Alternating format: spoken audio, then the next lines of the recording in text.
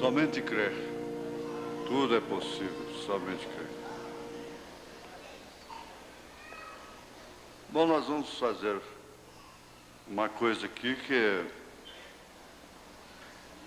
não é muito recomendável, mas pode ser feito.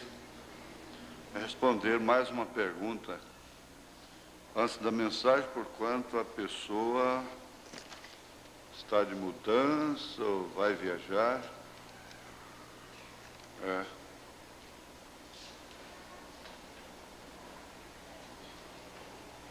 É viajando.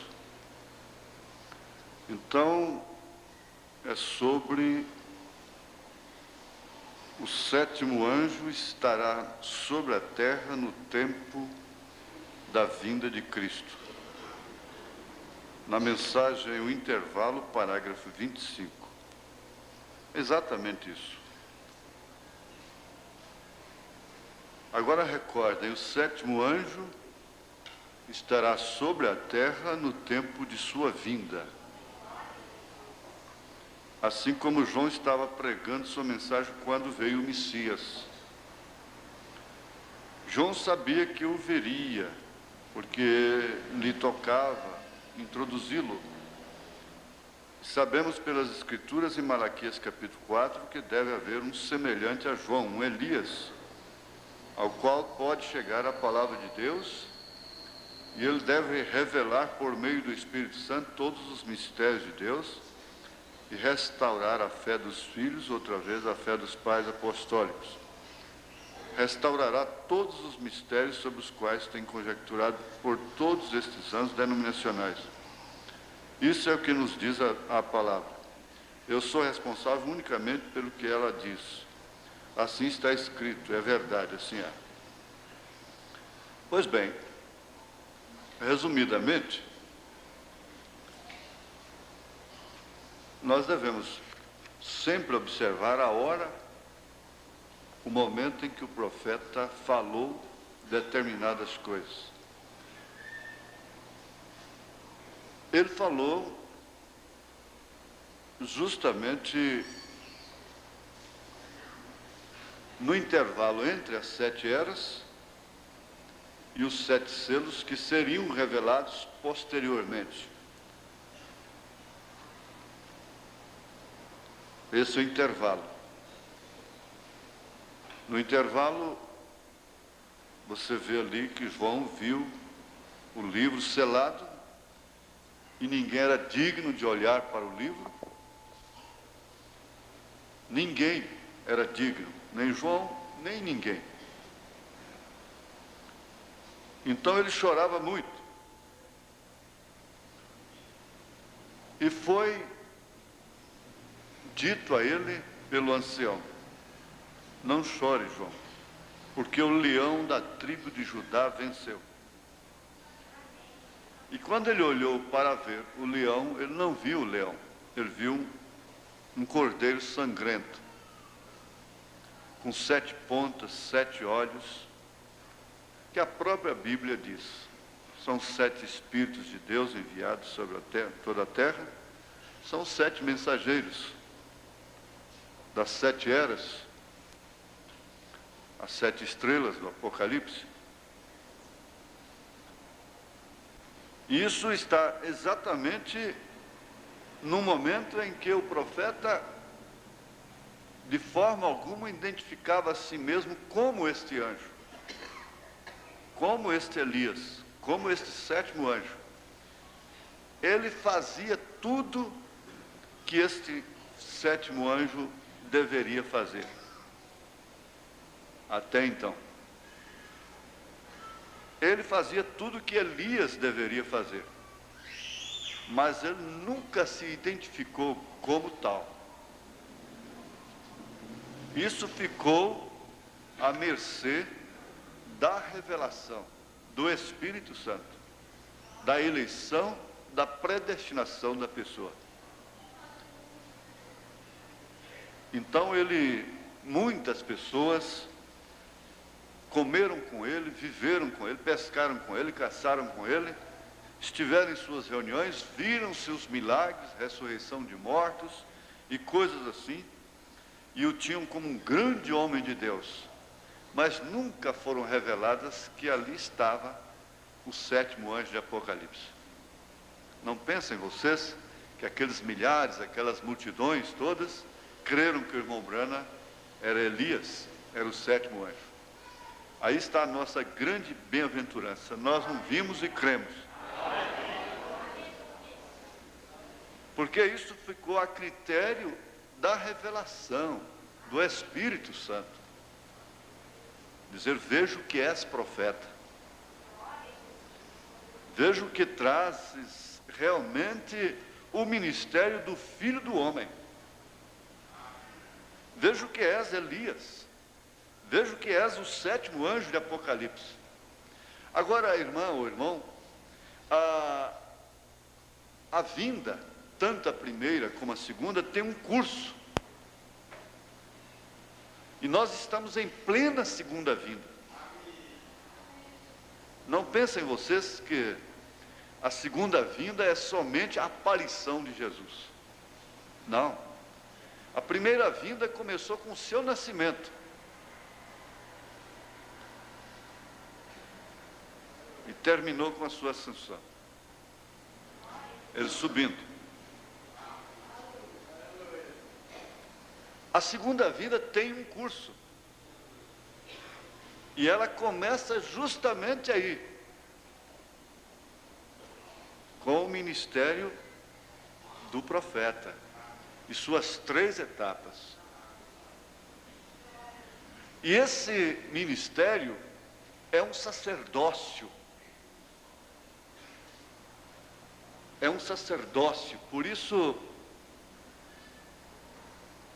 o homem que tocava no sacerdote morria,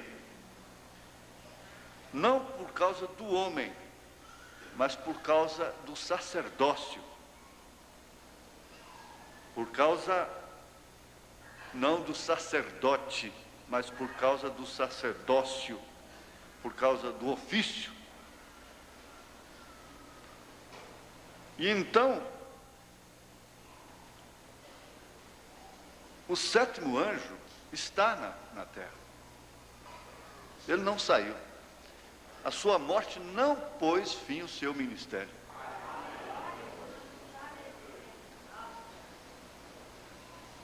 Assim como Lutero continuou até que o sétimo entrasse, o sexto continuou até que o sétimo entrasse.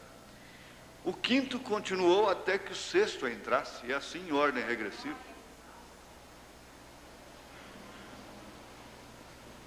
Era o sustento do dia.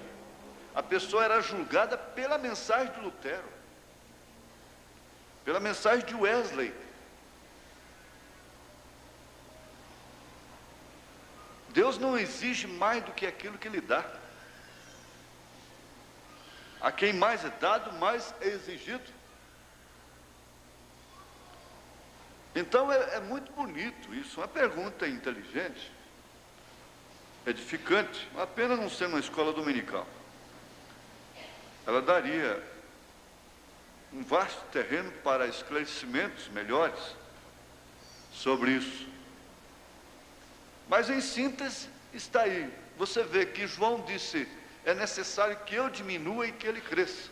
João não teve um ministério paralelo com o de Jesus, bem como o irmão Branham não teria. Isso é certo, todos concordam. E aí você vê, é necessário que eu diminua e que ele cresça. E portanto não houve um ministério paralelo. E o sétimo anjo está realmente na terra. É sua mensagem, é seu sacerdócio, é seu ofício. Ele é o pastor da noiva. Ele é o pastor dos eleitos. Fica somente nisso, porque se nós formos prosseguir, vamos entrar noutra linha, não é? Aí eu estava lembrando que hoje de manhã nem lemos a Bíblia, né? Citamos as Escrituras e acabamos nem lendo as Escrituras. Mas Esteve ótimo, esteve muito bom. Vamos ficar de pé para a leitura de São Lucas.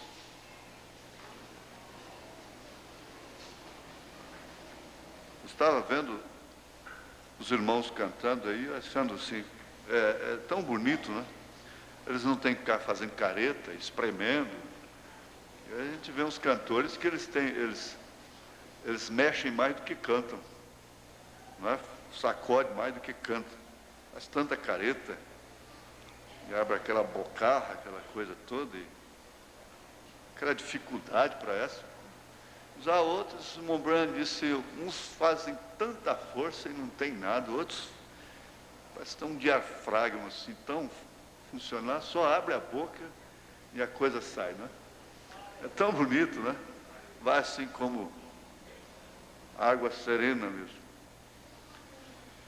Nós vamos ler sobre a grande ceia, a parábola da grande ceia. Está no verso 15 em diante, capítulo 14 do Evangelho de São Lucas.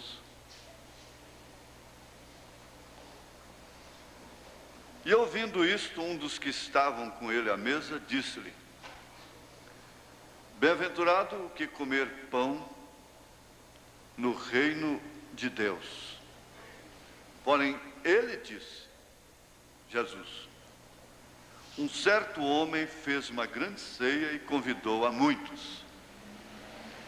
E à hora da ceia, mandou o seu servo dizer aos convidados: vinde, que já tudo está preparado. E todos a uma começaram a escusar-se. Disse-lhe o primeiro: comprei um campo e importa ir vê-lo. Rogo-te que me hajas por escusado. Me dispense. E outro disse: comprei 5 juntas de bois e vou experimentá-los. Rogo-te que me hajas por escusado.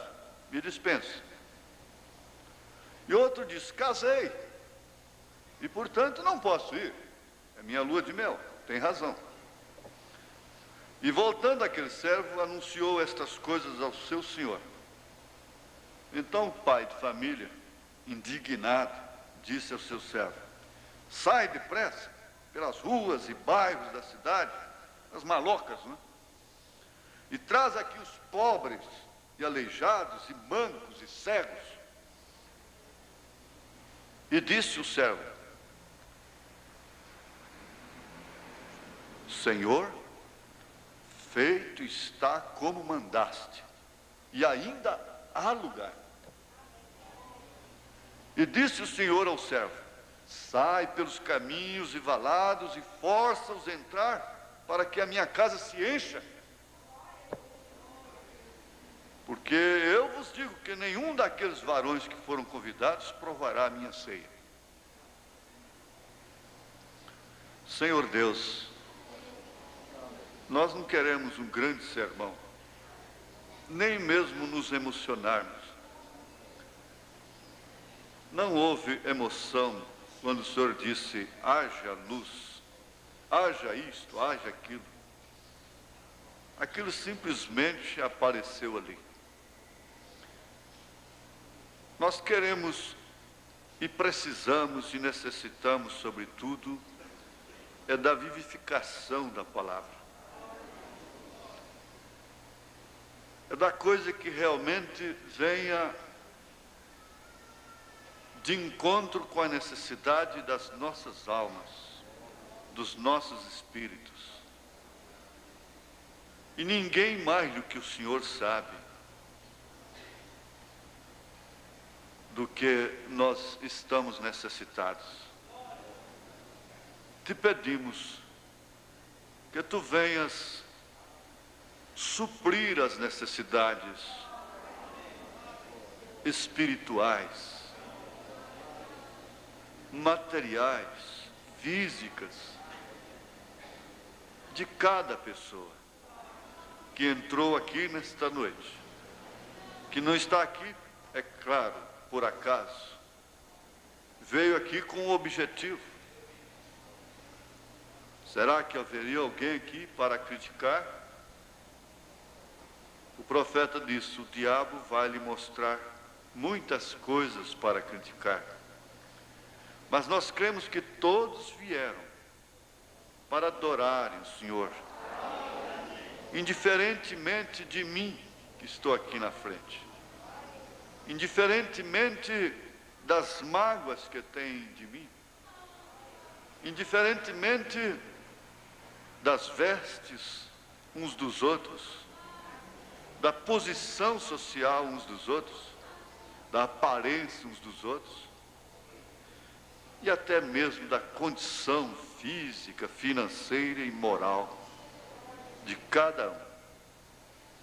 Porque bem-aventurado é aquele que vem, porque diz: para onde irei eu? Em nome de Jesus Cristo, abençoa cada um, sob a tua graça e a tua misericórdia, com perdão dos nossos pecados. Amém, Senhor. Assentai-vos. Estava meditando, estava ouvindo a palestra do rapaz aí, e o certo é que eu estava até pensando assim: vocês aí que não está lá nem cá, não é mais da classe do irmão Carlos, então venham para... Estão se sentindo assim um pouco grandinhos na classe das crianças, venham para a mocidade também, e pode ir nas duas, né? Você tem uma fase, né, que você pode jogar ainda com os dois lados da moeda, né? Você pode vir na classe de crianças e já não é aquela menina, aquele menino que precisa mais dos cuidados da mamãe, do papai, então pode vir também no trabalho preliminar, né? Da mocidade de toda a igreja. E assim aumentar. Mas o certo é que a rapaziada aí está com tudo, né? Graças a Deus. Graças a Deus. Como dissertam sobre a palavra, e o rapaz estava indo aí por 1 Samuel, e eu falei: tomara que ele não chegue ali, porque eu quero falar alguma coisa sobre Davi, e falei: pronto, ele vai chegar lá. E comentei até com o irmão Carlos, comentei com o irmão Zé Berto, e fiquei torcendo, e acho que ele não chegou lá. Mas fiz uma força, né? Falei: não vai lá não, e ele... Mas, por fim, ele teve que parar, o relógio mandou ele parar, ele parou. Aí, esteve tudo bem. Não sei se eu vou chegar lá também. É provável.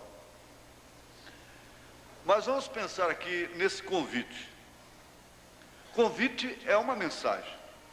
É uma mensagem de consideração. Você, quando convida uma pessoa para comer com você, você está lhe prestando a maior de todas as considerações que pode existir na terra, quando isto é feito dentro do seu real e verdadeiro sentido. Porque isso significa amizade, significa amor, significa agradecimento, significa carinho, significa confiança. Porque a última coisa que você deveria fazer na vida é comer o pão de uma pessoa que pode te causar um opróbrio. Você dar o pão é uma coisa, e você receber, comer do suor da pessoa é outra coisa. Agora, nós compreendemos perfeitamente que um convite expressa consideração. E só de você ser convidada, ser convidado, você já se sente honrado, honrada. É muito importante isso. Analisar isso assim, de uma maneira sensata, de uma maneira calma. Não precisamos gritar. Para entendermos o grande significado disto. Pois bem, se fulana me convidou, não é simplesmente num espírito social, de sociedade. Se eles me convidaram, não foi por uma consideração formal. É porque realmente me consideram. Realmente me têm em honra. Realmente me respeitam. Realmente gostam de mim. E por isso me convidaram. Por isso te convidaram. Agora, aqui, entre nós, entre parênteses, não há nada a se acusar, a se refutar no nosso meio. Mas é característico daqueles que carregam o espírito de Absalão, de ficarem lá na porta, lá fora, agradando, abraçando, perdoando impostos, convidando, e a primeira coisa que eles querem é que você se hospede na sua casa quando vocês vão na sua cidade. A primeira coisa que eles querem é que vocês comam do pão deles.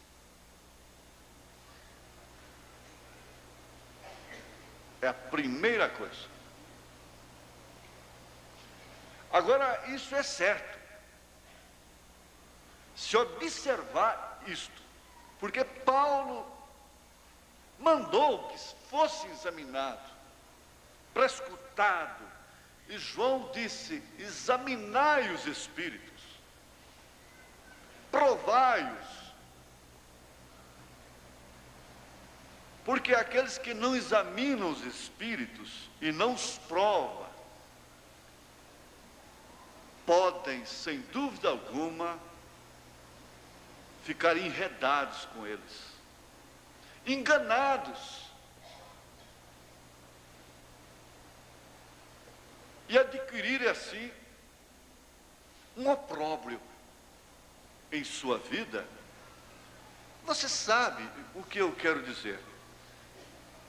Até mesmo quando você vai dormir num hotel, você deve se ajoelhar ali antes de tudo e orar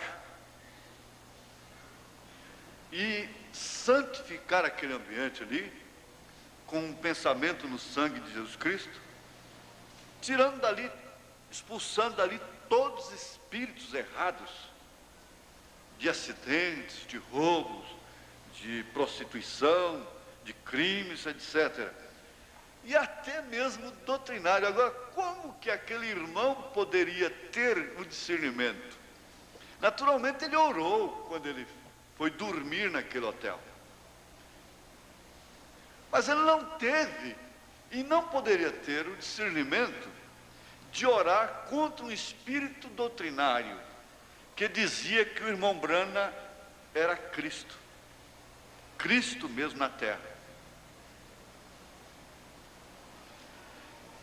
Sabe o que aconteceu? No outro dia aquele irmão saiu pregando que o irmão Brana era Cristo. Aí o irmão Brana, como tinha a revelação do alto e amando naturalmente, Deus mostrou o seu amor para com aquele irmão.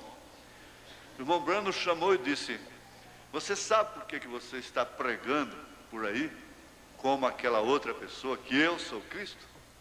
É porque você dormiu naquele hotel, num quarto tal, número tal noite assim, e na noite anterior aquela pessoa havia dormido no mesmo quarto.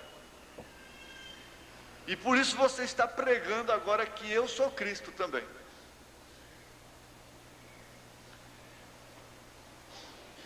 Aí Paulo chega a dizer que aqueles que se dizendo irmãos e forem devassos e coisas, e maledicentes, e murmuradores, e coisas assim, etc, etc, com os tais nem comais. Não digo com os do mundo, não vos associeis. Não digo com os do mundo porque seria necessário vocês saírem do mundo. Você tem que trabalhar no mundo, você tem que comer, você tem que ganhar seu pão, você tem que trabalhar para ímpios e tudo. Mas aquele que se dizendo irmão, basta ser maledicente, não precisa ser mais nada do que isso.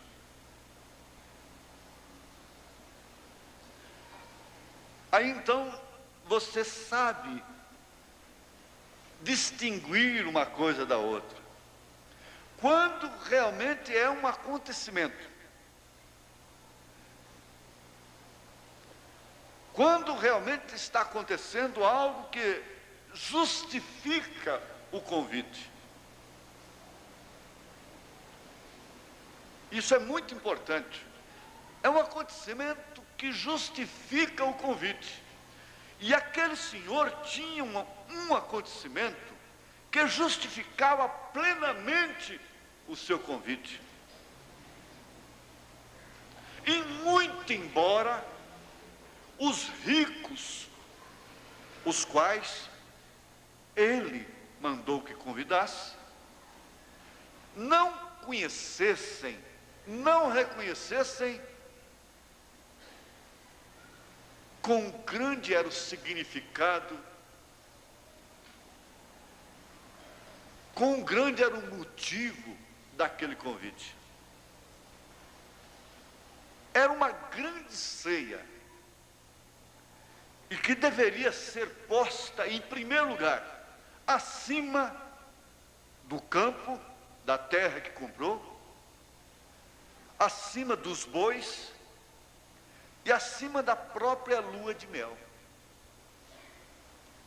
acima do próprio casamento. Agora, se eles conhecessem a grandeza daquele motivo, eles não rejeitariam o convite. Eles se sentiriam honrados, e mais do que depressa, aceitariam. O campo eu vou ter para sempre, eu cuido disso depois, os bois depois, lua de mel, quando nós saímos da grande ceia, nós viajamos. Não faz mal, vamos adiar, porque esse convite nos honra demais. Esse convite foi inspirado por um grande motivo que nós não podemos perder. Mas a rejeição revelou o quê? Indignidade. Nós muitas vezes rejeitamos determinados convites, não é porque nós somos superiores, não é por orgulho nem por arrogância, é porque às vezes nós estamos indignos. E o melhor que nós fazemos é recuarmos mesmo.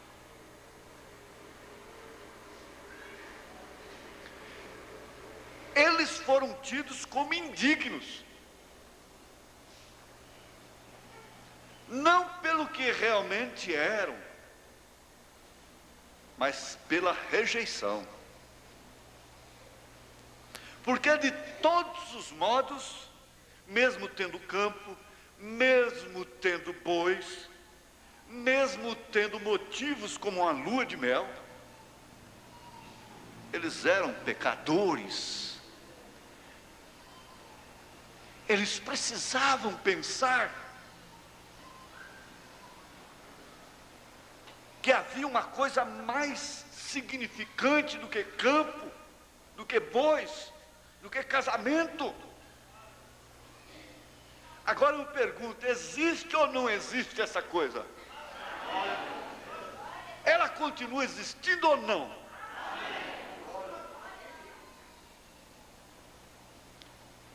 Buscai em primeiro lugar o reino de Deus e sua justiça, e todas as demais coisas vos serão acrescentadas, disse Jesus. Não, você não pode, de maneira alguma, interpretar de uma forma errada, porque a interpretação de uma forma errada não tem outra consequência senão perdição eterna. Não significa, não é isso que se possa pensar, de que isto pode ser colocado em segundo plano. Ou talvez as pessoas pensam, não, eu não estou pondo em segundo plano. Está em segundo plano, mas na concepção da igreja, na concepção do pastor, na concepção da doutrina, na concepção do próprio irmão Brana. Mas eu não estou. Não, o irmão Brana disse, se Deus está no seu coração, você não suporta ficar em casa. Você não suporta, você não aguenta, sabendo que os santos estão reunidos, ouvindo as palavras que são palavras de vida eterna. Você não suporta. Ele diz, você não suporta. Se realmente Deus está em seu coração. Mas e isto e aquilo outro me faz recuar. Está bem. Então diga, eu vou para o lugar certo. Eu não estou indo no lugar errado. Eu vou para o lugar certo. Você não deve se associar a nenhuma pessoa na vida, nenhum homem, a nenhuma igreja, a nenhum povo, a nenhuma moça, a nenhum rapaz, a nenhum homem, a nenhuma mulher, por motivos errados. Você só deve se associar com uma pessoa por motivos certos, por motivos corretos.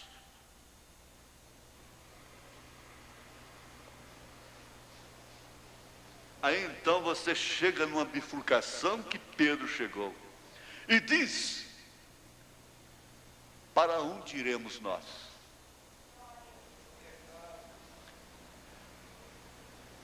Para onde?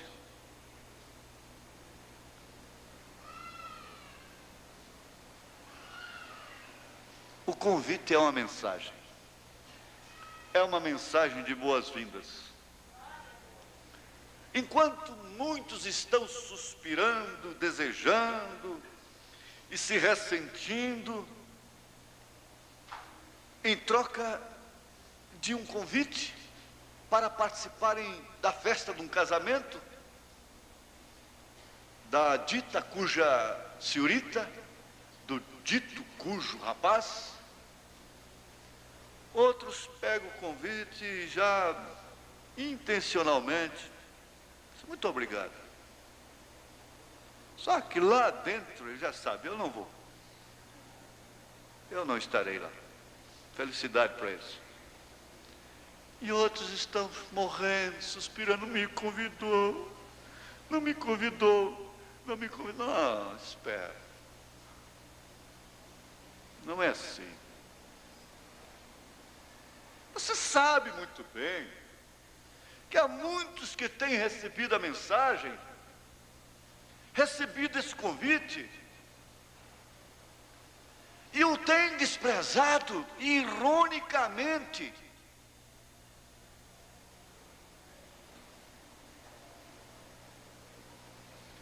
Por causa de razões, motivos todos eles tiveram lá no deserto para murmurarem. Motivo você vai ter em qualquer lugar.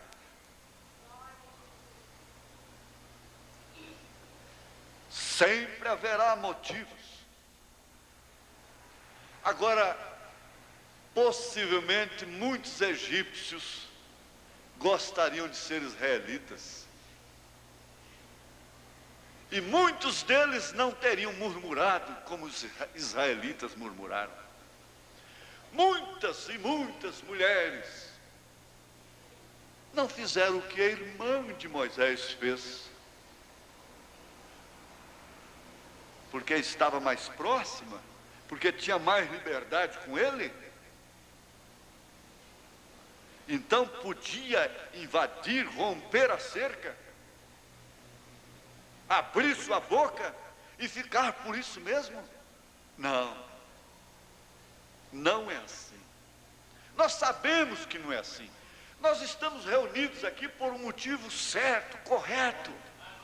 Nós estamos nos reunindo, não é pelo que nós somos. Pelo que nós somos aleijados. Nós somos pobres. Para começar, nós não somos laodiceianos. A Laodiceia que é rica, abastada. E nós estamos reunidos por um bom motivo. Por que, Maria, você se reúne, sai, vai fazer essa visita a Isabel? Oh, que grande motivo! E assim você olha as visitas na Bíblia, os encontros na Bíblia, que foram inspirados, encontrando-nos por um bom motivo. Agora que esse convite sempre foi rejeitado pelos ricos. E uma vez sendo rejeitado, eles se fizeram indignos. Então o que é que está escrito em Apocalipse capítulo 3? É muito bom que se leia. E ao anjo da igreja que está em Laodiceia escreve: isto diz o Amém. O Amém.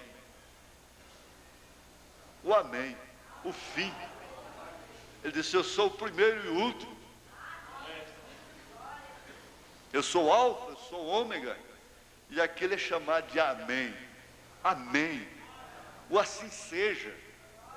O Amém. O ponto final de tudo. Quem é esse Amém? Quem é esse Amém? Aleluia. Isto diz o Amém, a testemunha fiel e verdadeira, o princípio da criação de Deus. Nós já estudamos isso, não vamos parar aí. Eu sei as tuas obras, que nem és frio nem quente. Oxalá foras frio ou quente. Assim, porque és morno e não és frio nem quente, vomitar-te-ei da minha boca.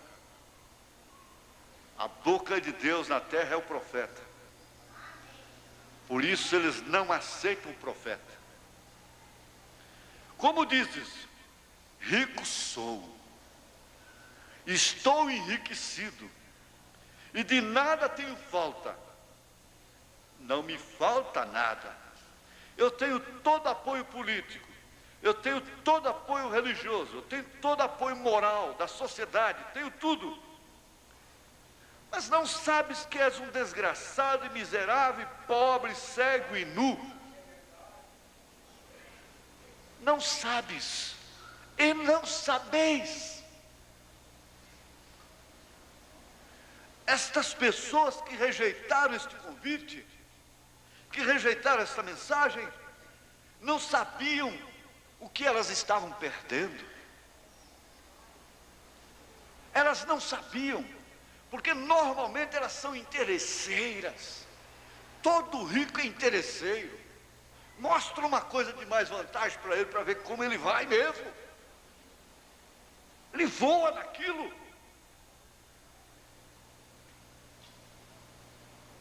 Mas acontece que eles não sabiam que a coisa era mais importante do que campo, do que bois, do que casamento.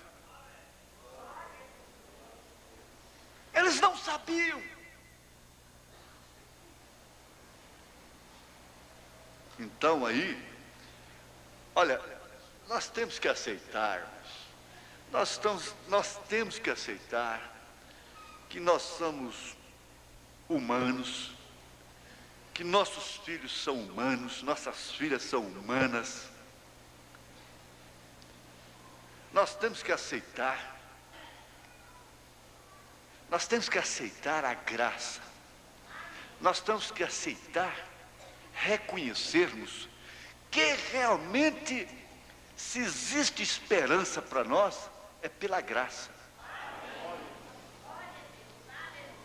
Porque culpado no mínimo, culpado no máximo.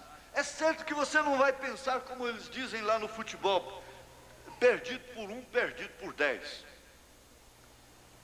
Tanto faz perder por 1-0 como por 10-0. Então, o time se joga no ataque, ou empata e vira o jogo, ou então perde de 10, não tem problema. Porque de qualquer maneira só vai perder 2 pontos. Então pensa-se assim, perdido por 1, perdido por 10. Culpado no mínimo, culpado no máximo. Então eu vou me desgraçar. Não, não é assim. Espera aí. Então você vai se engraçar. Você vai agradecer a Deus pela graça. É que de todos os modos, tanto William Branham como aquela mulher nojenta que estava lá naquele bar, aquela velha nojenta, fumando, bebendo, pintada, tanto William Branham quanto ela dependiam do mesmo sacrifício, do mesmo sangue, da mesma graça, do mesmo convite, da mesma mensagem, das mesmas boas-vindas. Agora, quantas damas, mulheres não estavam naquele bar naquela hora? Não era uma peste que deveria ser varrida por Deus da terra? Quantas damas estavam em suas casas, velhas, cocorocando seus netos, honestas, beijando netinho, criando netinho, preocupada com o neto, e orando pelos seus netos, e fazendo calo nos joelhos pelos seus filhos, e honradas, e abraçadas com seus velhos, e honradas e honestas. E quando falaram nela do profeta de Deus para elas, do profeta de Deus para esta era, elas viraram as suas costas. Elas não reconheceram. E a pobre velha peste lá do bar estava na noite lá, sendo salva e redimida. Aleluia! Glória a Deus! Dou graças a Deus porque eu sou um daqueles mancos e aleijados. Se você quer ficar comigo, fique. Se não quer, vá. Se vá. Mas eu fico. Nós ficamos. E somos tortos. Não há ninguém perfeito aqui não. Só há um aqui que é perfeito. Esse é Jesus Cristo. Ele não é perfeito, ele é a perfeição. Ele é a perfeição em si. É a perfeição encarnada.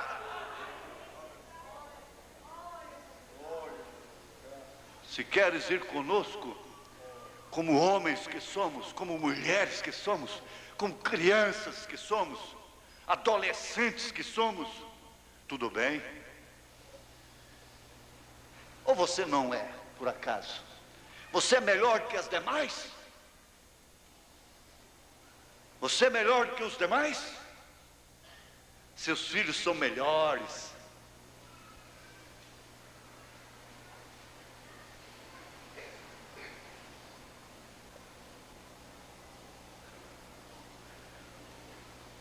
Você não está lavando os meus pés, você está lavando os pés de Jesus Cristo.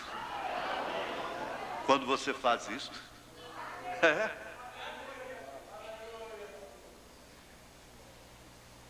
talvez você não saiba perdoar a si mesmo, por isso não sabe perdoar aos outros.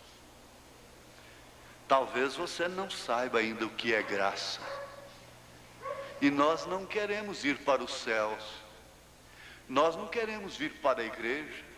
Nós não queremos tomar a comunhão, sabendo que somos humanos. Sabendo que somos humanos. Mas na verdade, isso é como a teia da aranha que envolve. Envolve.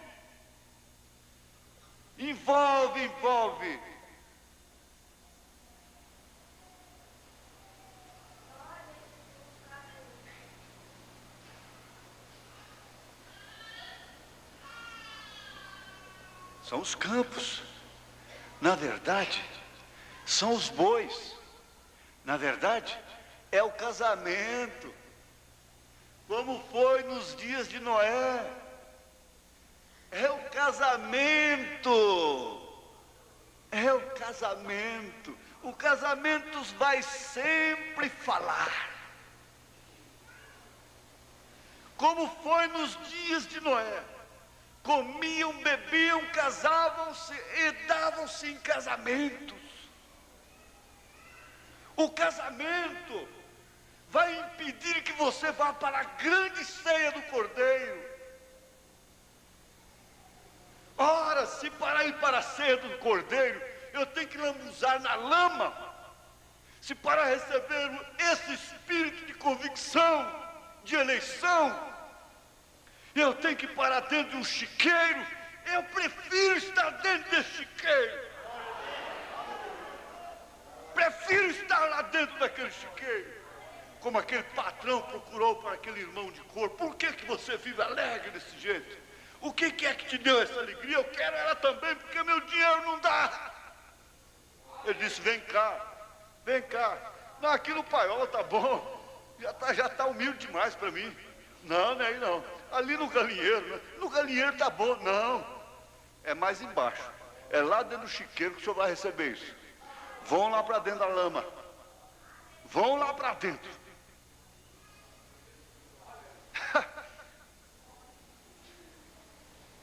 Nós não queremos isso. Nós não podemos aceitar falhas no sistema humano. Nós não podemos. Se eu ver falhas no sistema humano, então eu não vou para o céu.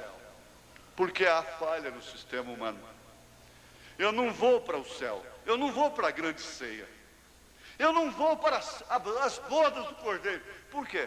Porque há falha no pastor, porque há falha no diácono, porque eu vi o pastor entrando ali, porque eu vi o pastor saindo ali, porque eu vi o diácono assim, porque a mulher do diácono quer bancar diaconisa na igreja, e meteu a cara comigo, e eu não vou lá, eu não vou para a grande ceia mais não. Todo mundo sabe que mulher de diácono não é diaconisa. E você não vai deixar de ir para a grande ceia por causa da diaconisa. Você não vai deixar de ir para os céus por causa do rapaz. Você não vai deixar de ir para a grande ceia por causa da moça. Você não vai deixar de ir para a grande ceia por causa do casamento. Está casado? Está casada, não é? Ah, sim, muito bem. Casada com alguma coisa superior a esta grande ceia? O casamento causa compromisso, exige fidelidade ao seu compromisso. Fidelidade, não pode faltar, não pode falhar. Mas a grande ceia não, essa não precisa. Isso está à minha disposição, é quando eu tiver tempo. Mas ele está enganado. Eles estavam enganados. e por isso ficaram indignos do convite tão honroso.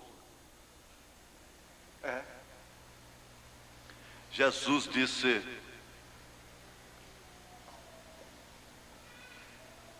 assim, diga para João, porque assim que Jesus entrou em cena, João foi preso. E lá ele perdeu seu pescoço. Mas da cadeia ele diminuiu tanto que ele caiu na dúvida. Ele não já havia apontado para Jesus: eis o Cordeiro de Deus que tira o pecado do mundo. Ele já havia apontado. Agora, por que depois de preso ele manda seus discípulos procurarem Jesus, se ele era realmente o Messias? É porque ele diminuiu, até mesmo o espírito da profecia.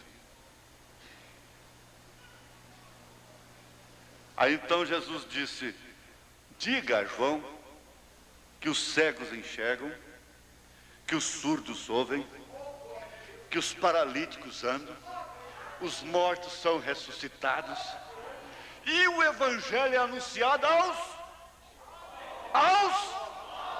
pobres, aos que não têm campos, aos que não têm bois, aos que não estão casados com os compromissos.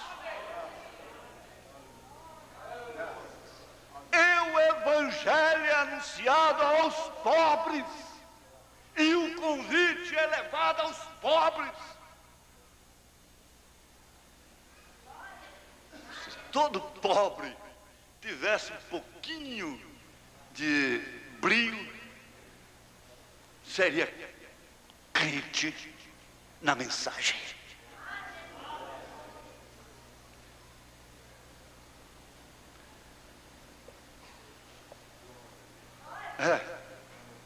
Eu brigo com esses rapazinhos, eu brigo com essas mocinhas, mas tem uma coisa: são meus irmãos, são minhas irmãs, hein? Não mexe com eles não. Aleluia, glória a Deus.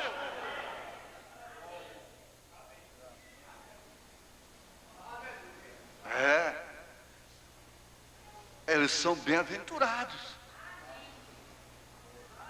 Aqui Jesus disse uma coisa muito que eu lembro, observada por Epaminondas ao pé da letra.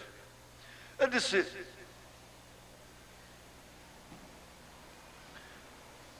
no capítulo 14 mesmo, parece que é um capítulo assim meio para festas e coisas, né? Verso 12, para abreviar. E dizia também o que eu tinha convidado: quando deres um jantar ou uma ceia, não chame os teus amigos, nem os teus irmãos, nem os teus parentes, nem vizinhos ricos, para que não suceda que também eles te tornem a convidar e te seja isso recompensado. Não.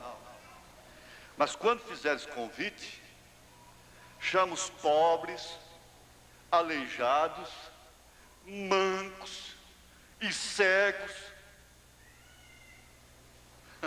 Eu estava pensando assim, eu só quero ver. Elas não estão nem se importando com isso. Mas eu queria ver uns padrinhos e umas madrinhas de casamento aqui, que eu escolheria a dedo, se eu fosse me casar algum dia. Eu queria escolher meus padrinhos e minhas madrinhas a dedo. Seria a festa mais alegre nos céus. Queria escolher a dedo, sem fazer, é claro, nenhum sectarismo com as pessoas lúcidas, com as pessoas mais abastadas, porque nós corremos esse risco também, fazermos uma discriminação complexa, criarmos um complexo com os sábios, com os ricos. Mas graças a Deus que Deus nos tem guardado disso. Mas Jesus disse: quem já pensou em fazer uma festa só de manco, aleijado, cego e mudo e surdo?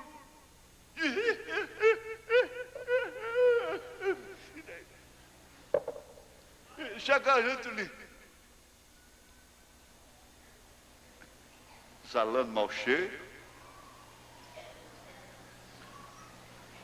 e serás bem-aventurado, porque eles não têm com que te recompensar, mas recompensado será na ressurreição dos justos.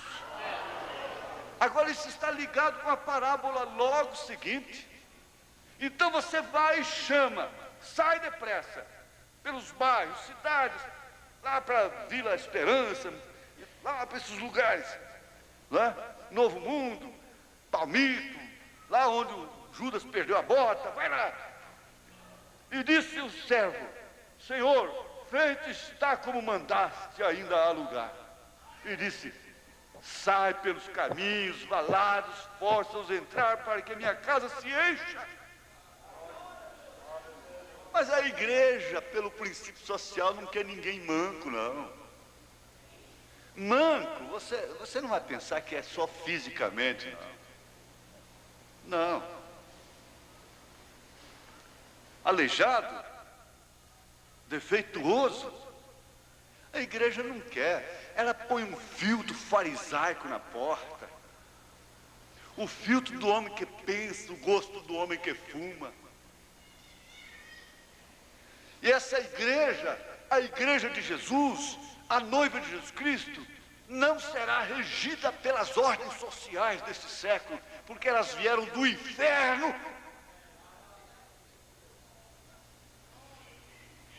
Ela é hipócrita, ela crucificou a Cristo, e ela chamou Jesus de bastardo, zelando pelo casamento. Hipócritas, mulheres hipócritas, adúlteras, cortando seus cabelos, pintando suas caras, vestindo trajes sumários, diante de novelas, vendo cenas de sexo, sofrendo reações com aquelas cenas e pondo filtro na igreja. Quando o mosquito engolindo o camelo.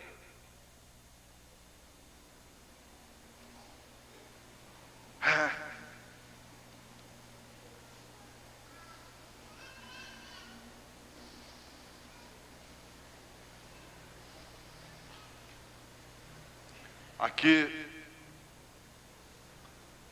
em 1 Samuel, capítulo 22, antes, no capítulo 21, você vê aqui, ó, Davi levantou-se e fugiu aquele dia de diante de Saul, e veio a Aquis, rei de Gate. Porém os criados de Aquis lhe disseram: não é este Davi, o rei da terra? O rei da terra? Eu gostei disso. Às vezes o próprio inimigo qualifica um filho de Deus como ele realmente é.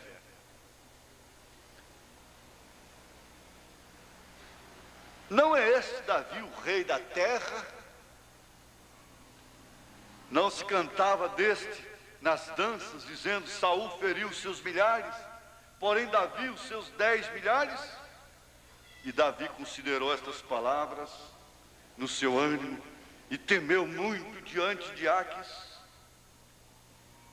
Aquis, rei de Gate, pelo que se contrafez diante dos olhos deles, e fez-se como doido entre as suas mãos, esgravatava nas portas do portal e deixava correr a saliva pela barba, babando, esgravatando os portais. Então disse Aquis a seus criados: eis que bem vedes que este homem está louco. Por que me trouxeste a mim? Falta-me a mim doidos para que trouxesse a este que fizesse doidices diante de mim? Há de este entrar na minha casa? Davi teve que fazer daquele jeito, parecendo um doido, o rei da terra, babando. Então Davi se retirou dali, se escapei. Opa, graças a Deus. E se escapou para a caverna de Adulão, o rei da terra. Você não quer descer não, irmão? Você não quer descer? Você não quer sujeitar?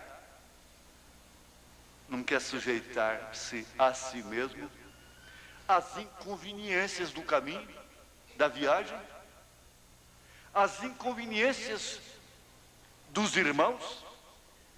Não quer se sujeitar à falha humana?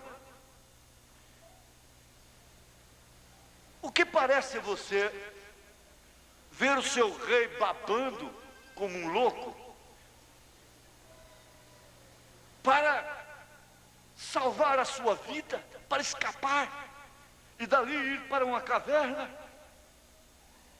E no verso 2 do capítulo 22 diz: e ajuntou-se ele a todo homem que se achava em aperto, e todo homem endividado, e todo homem de espírito desgostoso, e ele se fez chefe deles.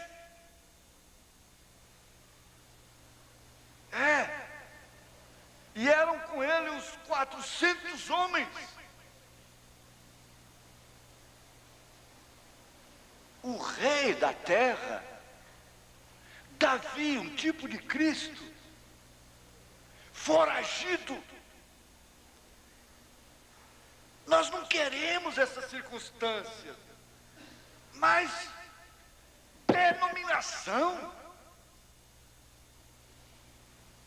denominação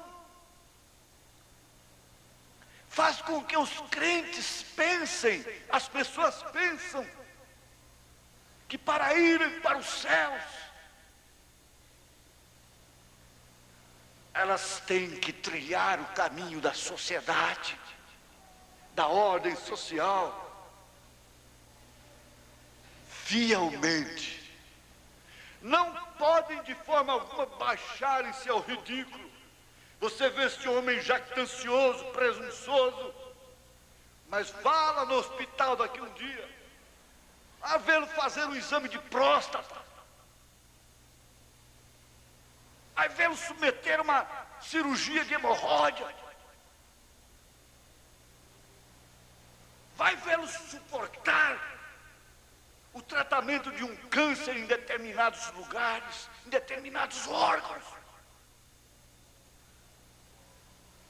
Vai ver o que é o homem. Vai ver porque Davi perguntou: o que é o homem? O que é o filho do homem?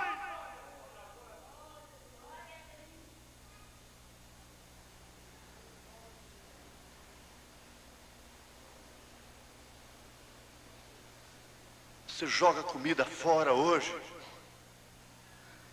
você dá birra na mesa, o seu pai lutando e pondo arroz, feijão, carne, verduras, frango na mesa, e você emburrando, e você chega e diz: mamãe, essa comida só todo dia.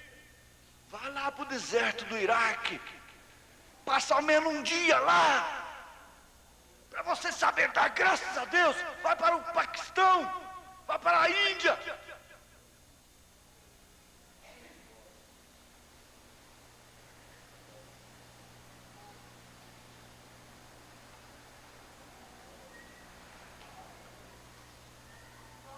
Bendiz, ó minha alma, bendiz ao Senhor, e não te esqueças de nenhum de seus benefícios. Dê graças a Deus pela casa que você tem, com goteira e tudo. Dê graças a Deus pela mãe que você tem. Dê graças a Deus pela saúde que você tem. Dê graças a Deus pela igreja cheia de falhas que você tem. Dê graças a Deus pelos seus diáconos. seja agradecida, agradecido. Mas não, será que pode ser? Pode ser um profeta passando por determinados instantes que esse homem sofreu e enfrentou?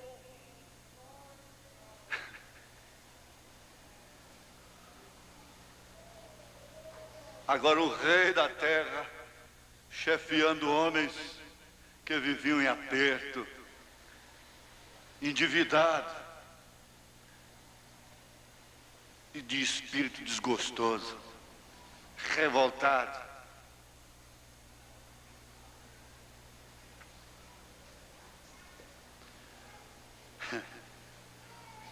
Irmãos, alguma coisa Deus tem que falar só ao seu coração. Eu acho muito bonito aquilo que a Bíblia diz. Maria guardava no seu coração. Guardava todas aquelas coisas no seu coração. Você sabe, tudo o que está acontecendo, Deus está fazendo alguma coisa. Mas nós somos duros. Nós não percebemos às vezes. E Deus está falando. E lá no seu coração tem coisas que Ele fala que você não pode falar. O irmão Branham chegou a dizer isso aqui, ó. Preste bem atenção nisso. Ele disse...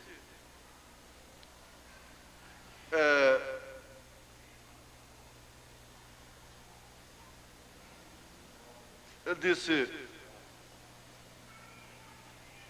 Quantos se recordam de quando eu regressei disso, estava sentado ali diante do Dr. Lee Valley,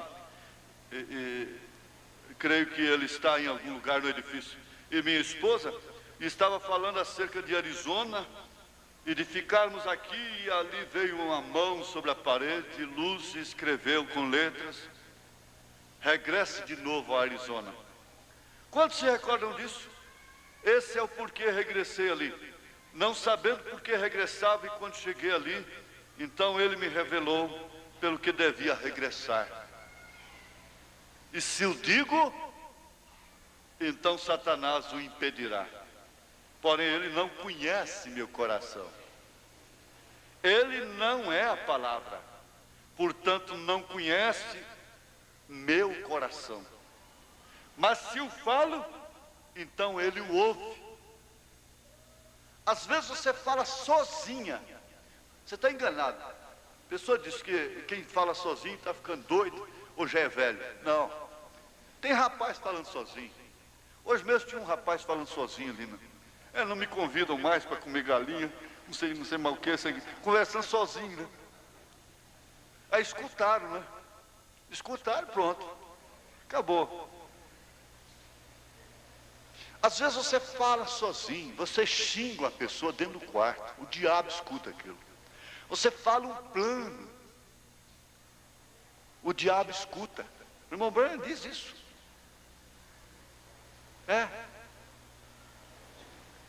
Você propõe uma coisa no coração e deixa só em seu coração para você ver.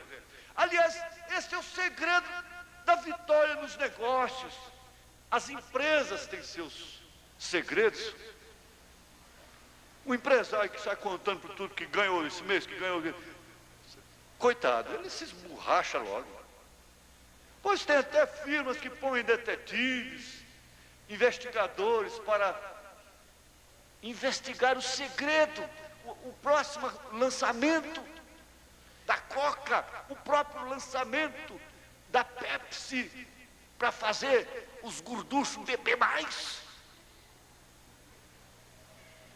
E eles querem descobrir o próximo lançamento disso, o próximo lançamento daquilo. Elas copiam as modas e fazem os lançamentos.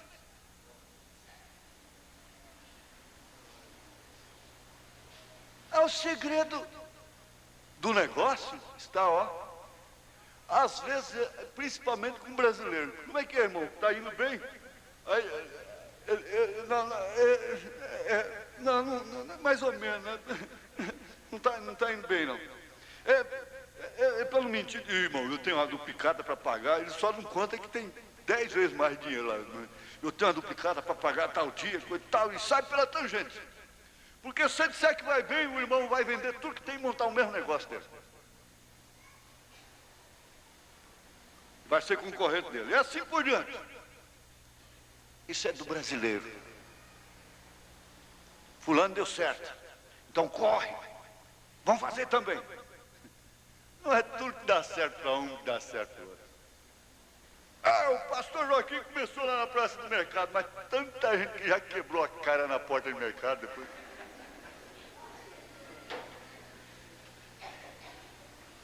Esse mundo todo, esse Brasil, tudo tem mercado, gente.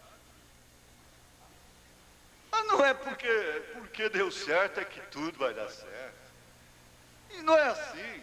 E um bom empresário, uma pessoa, uma boa empresária, ela não está contando segredos de como fazer esse pão e coisa e tal. Não é? Porque daqui a pouco não tem mais cliente, né? E assim por diante. Você sabe o que quer dizer, mas tudo isso tem uma mensagem que fala ao coração. Está dentro do seu coração.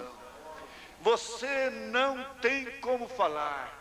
Você não tem como dizer o dia e a hora da vinda do Senhor. Você não tem como dizer a criança vai nascer tal dia, tal hora, assim. Você tem a data provável do parto. Mas você tem sempre um segredo. Até depois que inventaram esse negócio de saber se a criança é mulher ou é homem, se é menino ou é menina, acabou a graça, gente. Acabou aquela expectativa do pai ficar lá enxergando a mão na sala, e a família toda, e as titias ficam, será que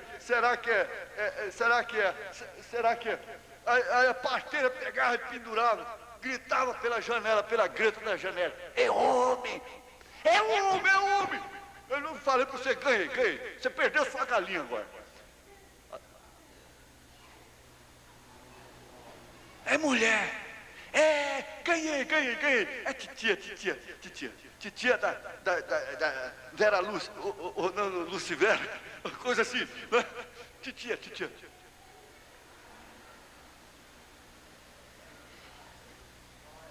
Acabou o segredo, porque vai lá, põe um aparelho, uma ultrassonografia, pronto, agora já não sai mais.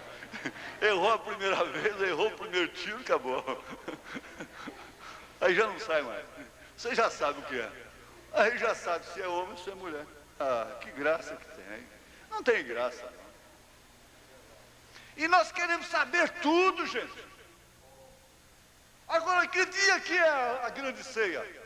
Então, o dia que for para a grande ceia, eu não vou para o campo, eu não vou preocupar com boi nem com casamento. Aí eu vou para a igreja, eu vou para a ceia, eu vou no altar, eu me arrependo, eu vou na frente, eu me humilho, eu vou não importar com indiferença nenhuma, porque se você está num trem de salvação, você não importa com nada ali dentro. Se você cai lá nas cordilheiras dos Andes, né? Então, lá vale tudo, minha irmã. Você está com enjoo aqui agora. Você está com enjoo, irmão, é agora. Mas naquela hora vale tudo. Você não importa com nada. Você quer embarcar. Você quer ir. Aleluia. E isso é um segredo. Ninguém sabe o dia nem a hora. O certo é que somos mancos, somos pobres e aceitamos o convite. Amém? Aleluia. Aqui tem uma coisinha engraçada do irmão Branham, mas ela soa bem nesta hora. Ela soa bem. Você quer ver? Hebreus capítulo 3, no parágrafo 68. Ele diz assim, você sabe, quando eu era garotinho, havia um lagozinho onde eu era acostumado a ir ali atrás. E todos nós, os garotinhos, íamos pelados. Éramos pequenos, com cerca de 6, 7 anos de idade. A água era mais ou menos desta fundura. Devia dar um palmo por aí, que ele fez assim, não é? Não era mais do que um rolar na água. E eu levava uma saboneteira, e mostrava que podia mergulhar. Tampava o meu nariz e pulava, fazendo assim. E minha barriguinha batia na lama. Vocês sabem que espalhava por todos os lados. E eu estava tomando banho. Eu estava nadando na lama. E eu contava para meu pai que eu podia nadar. Veja só, enxergando a barriga na lama e podia nadar. Um dia ele me levou ali e disse: eu quero ver você nadar, Billy. Eu pulei ali, vocês sabem, tirei minhas roupas, uma pequena moita e corri pulando dentro d'água. E eu fiquei enlameado, todo enlameado. Voou lama para todos os lados. E o papai estava sentado em um tubo de esgoto. Ficou ali me olhando. Ele ficou ali sentado, me olhando por alguns minutos. Ele disse: saia desse poço de lama, isso. Desse poço d'água que você disse que toma banho. Tome banho, vai para casa. Bem, é o que parece ser com muita gente no cristianismo.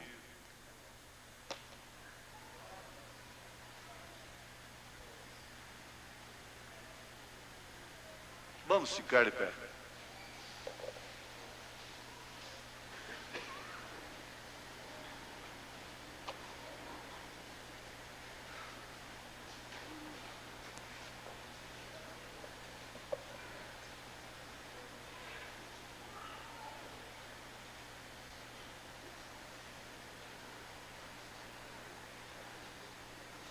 Tu és digno de louvor. Tu és digno de louvor. Cantarei a ti,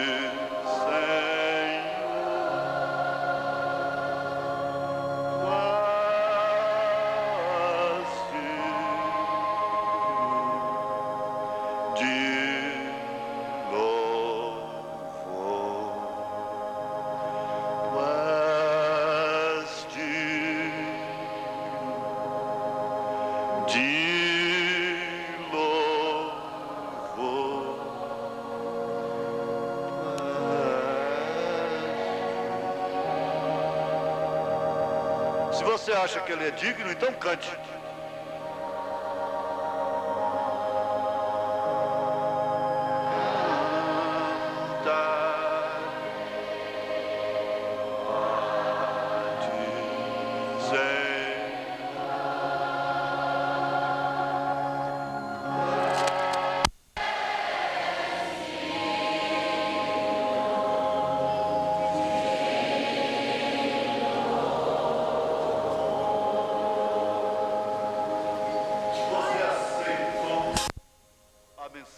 Como convite de Deus para a grande ceia. Não olha para quem é você, não. Ele tem a roupagem. Você não quer ser impuro, você não quer ser impura, você não quer ser sujo, suja, você não quer isso. Você não quer ser manco, você não quer ser aleijado. Você não quer ser errado. O seu desejo é outro. Isso é muito importante. Isso é necessário. Você deseja. Agora, ele está nos avisando que nós fomos chamados para a grande ceia. A rejeição é que vai caracterizar a nossa indignidade. A rejeição. E a rejeição é sempre justificada por motivos justos, pela razão, pelos sentidos. Agora, fé é para isto. É para ficar indiferente às razões, aos sentidos. E pôr o convite em primeiro lugar. Pôr a ceia em primeiro lugar. Tu és digno de louvor. Tu és digno de louvor. Cantarei a ti, Senhor. Tu és digno de louvor. Tem alguém no nosso meio que aceitou esse convite essa noite? Que aceitou esse convite essa noite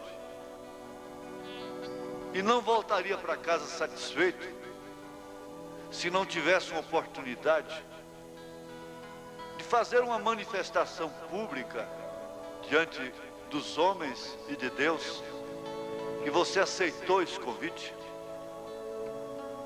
Você mesmo que nasceu e cresceu na mensagem, mas ainda não tinha pegado esse convite como seu, assumido a responsabilidade de se arrumar para ir para essa grande ceia. Mas quer hoje fazê-lo? Sente que é uma oportunidade de Deus para hoje? Tem alguém? Levante sua mão.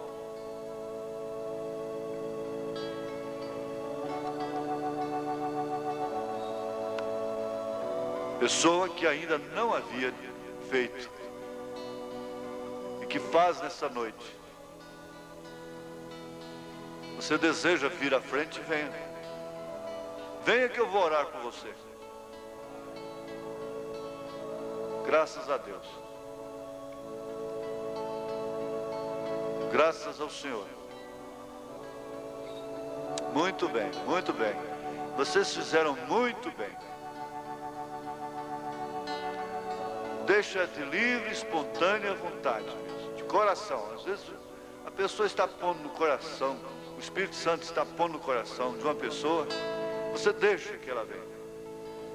Deixa. Você é manco, você é aleijado, mas recebeu o convite, o que você pode fazer? E você não vem para cá pensando, bom, aqui não tem aleijado, aqui não tem manco. Então aqui é o lugar errado, você ainda não encontrou o lugar certo, se você vem pensando assim.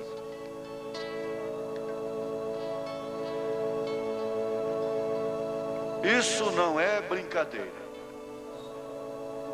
Eu não acredito que esteja havendo uma emoção. Eu não estou gritando, eu não estou emocionado, e no entanto há lágrimas aqui no altar.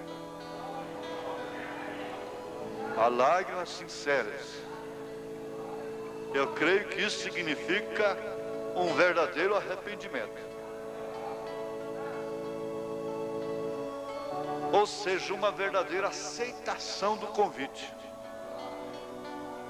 Ah, mas eu não sou digno, irmão Brenner. Ele disse, eu também não. Ninguém é digno. Ele disse, se você fosse herdeiro, seu pai fosse um milionário, você seria herdeiro dele, sendo digno ou não. Você se faz indigno rejeitando o convite. Mesmo os ricos em moral e tudo, se fazem indignos rejeitando. justificando com suas razões, seus campos, seus bois, seus casamentos.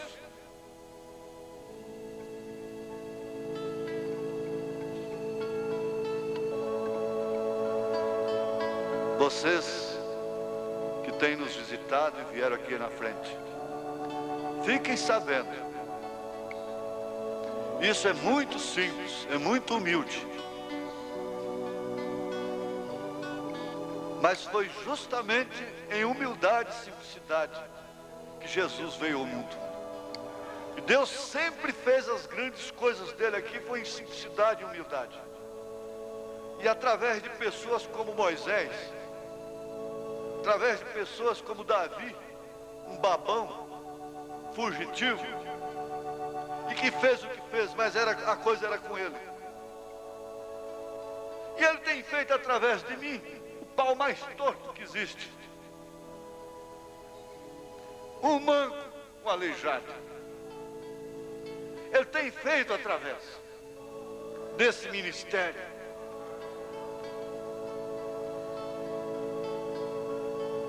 Vocês simplesmente creiam que esse passo que vocês deram tem um significado diante de Deus. Simplesmente creiam. Somente isso e mais nada. Tem um significado profundo. Aquelas pessoas acharam que não indo, não aceitando aquele convite, não tinha significado, aquilo não tinha significado nenhum para eles.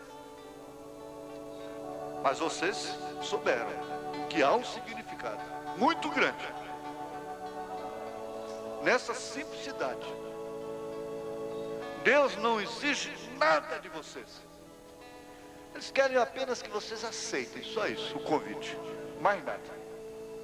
Deixa o resto por conta dele. Fechemos nossos olhos. Pai amado, o Senhor está satisfeito. Eu sei, porque Isaías 53 diz que o Senhor vê o trabalho de sua alma e fica satisfeito. Isso aqui é um trabalho da alma do Senhor, do sacrifício do Senhor. E agora estão essas pessoas aqui, muitas delas, derramando lágrimas sinceras, e seus corações compungidos. Mesmo as que não estão chorando, estão tratando a coisa com seriedade. E eu sei, ó Pai, que há um significado muito grande para cada uma delas, para todos nós, esta reunião. Feliz aquele que veio nesse culto esta noite. Bem-aventurado. Aleluia, Senhor. Graça, graça, graça. Graça, graça, graça. Perdoa, Pai. Perdoa a todos. Lava todas essas almas no sangue de Jesus Cristo. Dá-lhes a paz do perdão, a certeza da vida eterna, a convicção de que realmente aceitaram um convite para a grande ceia do Cordeiro. Cura suas doenças, resolve os seus problemas, liberta, Senhor, seus espíritos, tira delas tudo aquilo que impede, ó Pai, em nome de Jesus Cristo. Satanás, saia do caminho destas vidas, em nome de Jesus Cristo, pelo poder de Deus, pelo sangue de Jesus Cristo. Amém, Senhor, amém, aleluia, glória a Deus. Vá dando glórias ao Senhor, vá dando glória. Deus abençoe, Deus abençoe. Tu és digno de louvor, tu és digno de louvor.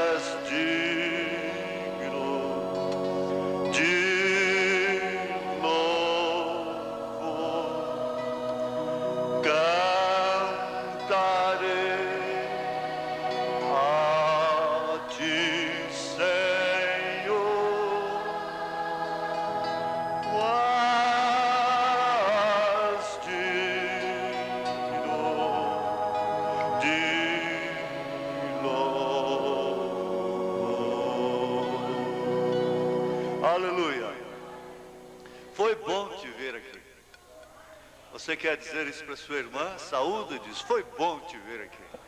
Foi bom te ver aqui, irmão. Volte sempre. Aleluia. Foi bom te ver aqui, irmão. Aleluia. É sempre bom. Aleluia. É sempre bom te ver. É sempre